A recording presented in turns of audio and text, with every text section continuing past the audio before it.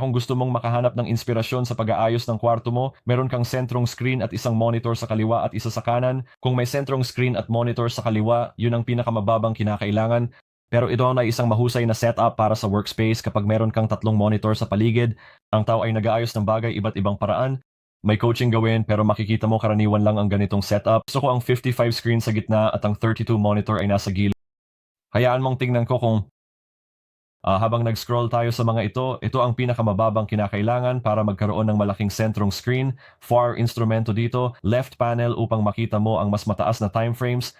May puwang para sa chat ng aming Discord channel upang magkaroon ka ng access sa newsroom, pati na rin ang MacV Ultimate na nagpo-post sa aming kwarto. Hayaan mong tingnan ko kung mabilis, may multi-frame sa gitna at kaliwang kanan. Ito ang isa dito, mga ngalakal, perfecto. Tingnan, talagang napakaganda. Halos akma sa ibaba. Sa tingin ko may gumawa nito. Malapit na ito pero oo, tingnan mo, gusto ko ito. Ang buong layout dito, kung saan magkatugma ang mga gilid. Napakalinis, magandang tingnan ang setup dito. Magandang espasyo sa desk, maayos at malinis, ang ganda. Nakasetup na ang kanyang 5 trade dito para sa kanyang 5 trade tracker. Isa yun sa mga magagarang gamit na binili niya mula sa Millionaire. Talagang ang ganda tingnan. Maaari kayong pumunta at kumuha ng ilan sa mga gamit sa algaboxgear.com.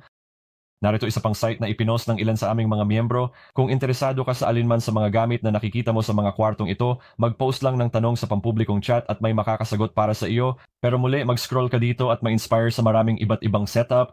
Makikita ang mga bagay na gumagana at hindi. At kailangan mo lang siguraduhin na gumagana ito ng maayos.